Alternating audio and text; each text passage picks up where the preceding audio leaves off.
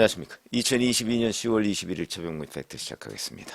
이재명 민주당 대표가 연루됐을 것으로 보이는 이른바 대선 자금 파문, 이것이 어디로 번져나갈지 모르는 가운데 이재명 대표는 단 1원을 쓴 일도 그리고 본 일도 없다, 이렇게 얘기하는데, 이거는 법률적인 얘기는 아니고요. 본인이 쓴 일도 본 일도 없다고 할지라도 김용 민주연구원 부원장이 대선 캠프의 총괄 부본부장으로서 유동규 씨, 그러니까 대장동 일당의 돈을 받아서 대선 자금으로 썼으면, 그러면 그게 이재명이 쓴 거지, 무슨 김용이 무슨 대통령 선거에 나왔습니까? 그러니까 지금 민주당의 대응은, 특히 이재명 대표의 대응은 그냥 순전히 정치적 대응에 불과하다.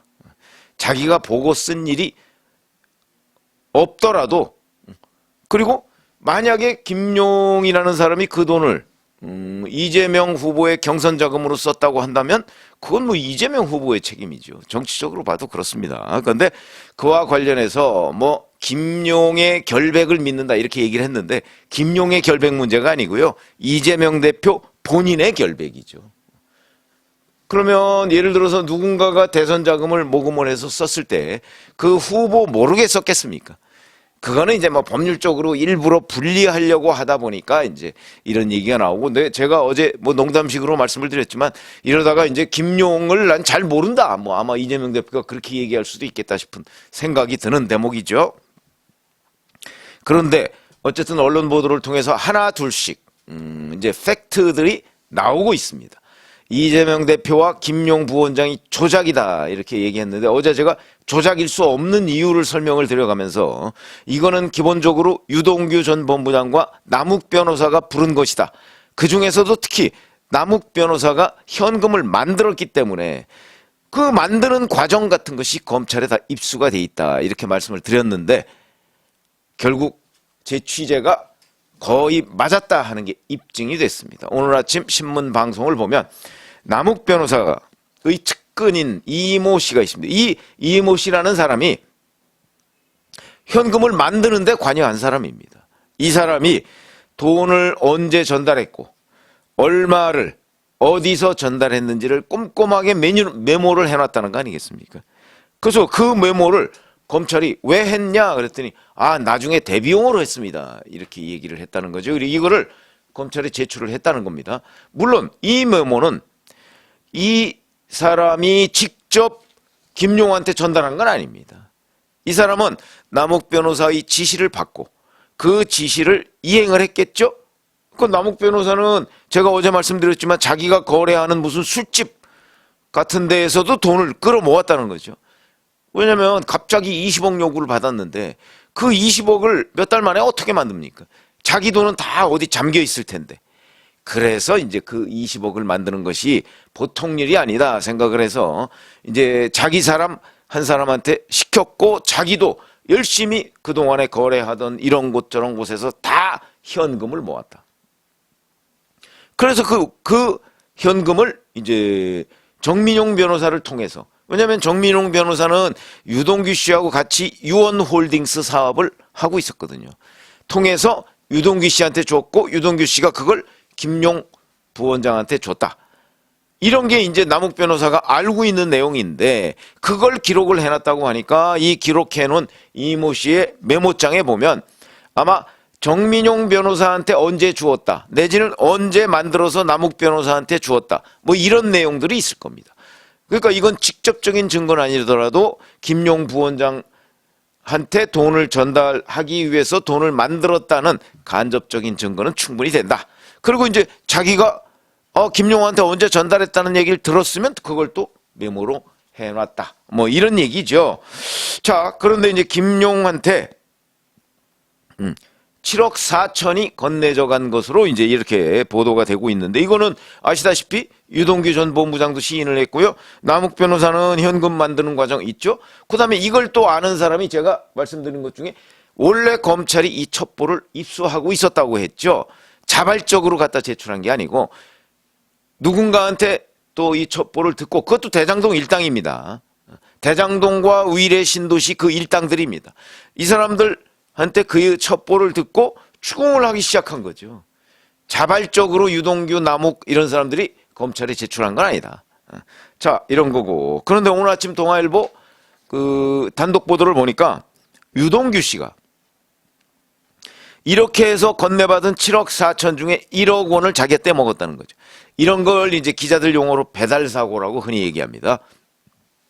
전달해달라 했는데 중간에서 일정한 부분을 자기가 잘라서 먹는 거죠. 그걸 배달 사고라고 하는데 7억 4천 중에 뭐 1억여 원 정도를 빼돌렸다고 하면 뭐 그거는 그냥 정치권에서 일반적으로 그 돈의 흐름을 추적할 때 뭐 생각보다 그렇게 많은 건 아니라고 저는 봅니다. 그러니까 1억 원을 빼돌렸는데 왜 그러냐면 유동규 씨가 당시에 이혼 자금을 마련하는 문제들 때문에 돈에 상당히 쪼들렸다는 거죠. 그러니까 1억 원을 중간에 빼돌리고 결국 6억 4천 정도를 김용 부원장한테 주었다. 이렇게 이제 그 동아일보 단독 보도에 나와 있는데 이 중에 또 이런 게 있습니다. 그 단독 보도에 보면 자, 작년 9월 달에 언론 보도 이렇게 얘기를 했는데 사실 정확하게 얘기하면 작년 8월 31일자입니다. 경기경제신문이라는 곳이 있는데 여기에 박종명 기자라는 사람이 사실 이거 제가 아마 한 차례인가 말씀을 드린 적이 있는데 그냥 기자 수첩 형식으로 썼습니다. 그러니까 일종의 칼럼 형식으로 쓴 거죠. 이재명 후보님, 화천대유는 누구 겁니까? 이겁니다. 그 내용의 대장동 의혹을 처음으로 제기를 한 겁니다. 화천대유는 누구 겁니까? 그러니까 이 기자가 제기했을 때는 화천대유가 결국 이재명 당시 성남시장 소유 아니냐, 차명 소유 아니냐 이런 의혹을 제기하는 개인 칼럼입니다. 기자 수첩이라고. 근데 그래서 제가 그때 아마 그런 말씀을 드린 걸로 기억을 하는데 사실은 이게 이 기자가 정확하게 내용을 모르고 쓴 거다. 그냥 의문을 제기한 정도에 불과한 거지 정확하게 내용을 알면 이게 어떻게 기자 수첩감입니까? 일면 톱감이죠. 지금 이렇게 문제가 되고 있는데.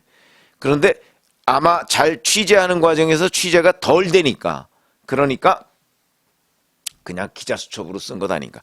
약간 자신 없이 쓴 거죠. 그게 8월 31일자입니다. 그러니까 이걸 취재는 언제부터 했겠습니까? 그 얼마 전부터 했겠죠. 그렇기 때문에 대장동 보도가 나오니까 그 김용 부원장한테 전달되는 돈이 중단이 됐다. 그러면 몇 차례 전달했느냐? 제가 알기로는 3차례 전달한 걸로 알고 있습니다. 3차례. 4월, 6월, 7월 요때가 경선을 막 시작하는 단계거든요. 그러니까 경선 시작할 때 돈이 많이 들지 않겠습니까? 그런데 자 8월 이제 한 중순쯤부터나 이제 이 경기경제신문 이런 데서 막 취재에 들어가니까 그런 걸 자기네들이 정보를 입수하지 않았겠습니까? 그러니까 이제 돈 전달은 중단하고 그다음에 9월 달에 9월 중순에 이낙연 캠프에서 이 문제를 제기합니다. 이낙연 캠프도 많은 그 여러 가지 그 제보를 받았을 텐데 아주 신중하게 문제를 제기합니다. 그러고 나니까 김용 부원장이 1억 원을 반납했다는 거죠. 왜 반납했을까요? 그리고 이 돈은 무엇일까요? 이렇게 생각하시면 됩니다. 자, 남욱 변호사가 현금을 만들어서 유동규 씨를 통해서 김용 부원장한테 전달한 게 아까 1억은 본인이 잘라먹고 그리고 6억 4천 정도 되는데 3차례에 걸쳤다고 그랬습니다.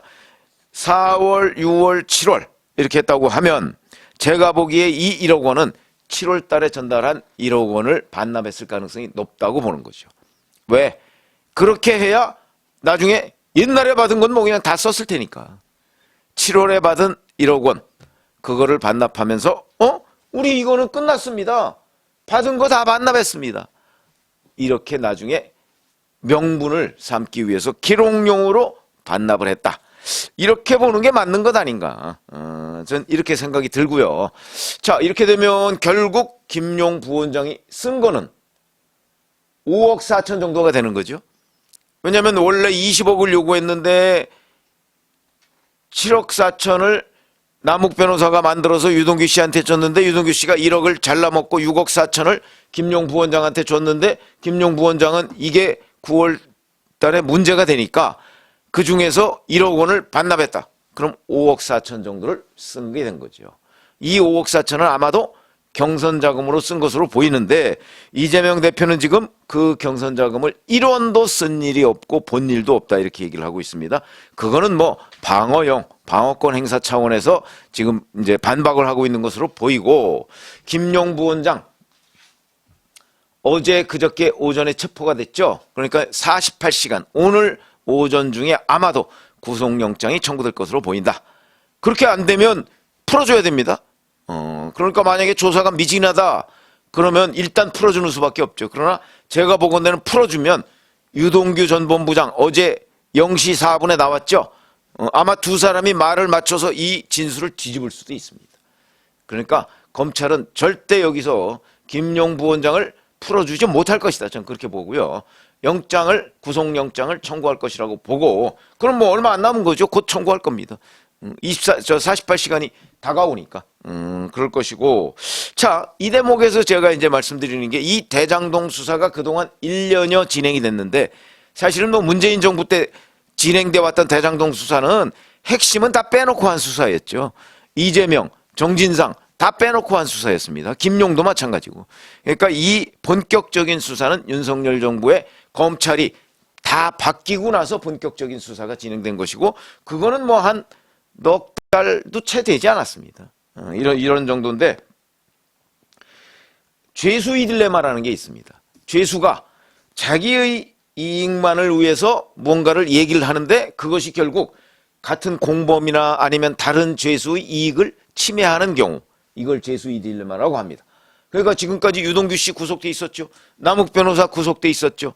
그 다음에 우일의 신도시와 대장동 관련 일당들이 뭐 김만배 씨도 물론 구속돼 있고, 다 이런 식으로 지금 각자 흩어져서 구속이 되거나 아니면 검찰에 불려다니면서 소환 조사를 받습니다. 이러다 보니까 이 사람이 내가 살아야 되겠다. 그게 죄수의 딜레마입니다. 지금 그 국면에 저는 들어갔다고 봅니다. 그렇기 때문에 앞으로 이제 유동규 씨는 유동규 씨대로 지금 1심 재판이 진행 중인데 여기서 뭐 검찰의 구형량이나 아니면 재판부의 선고량을 줄이기 위해서라도 어떤 식으로든 수사나 재판에 협조하는 모습을 보여야 될 것이고, 남욱 변호사 마찬가지죠. 현금 만드는 과정 이런 걸 어차피 검찰한테 제공을 했습니다.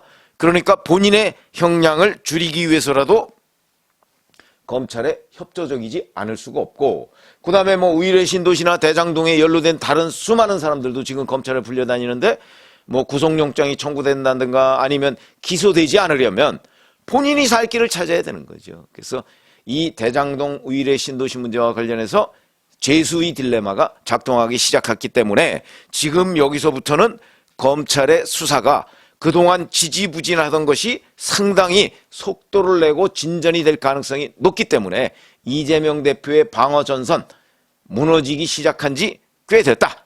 이렇게 보시는 게 적당하고요. 오늘은 김용 부원장이 이 돈을 받아서 그중에 대장동 의혹이 언론에 보도되니까 1억 원을 반납했는데 그 이유가 무엇일까? 뭐 이런 거에 대해서 말씀을 드렸습니다. 고맙습니다.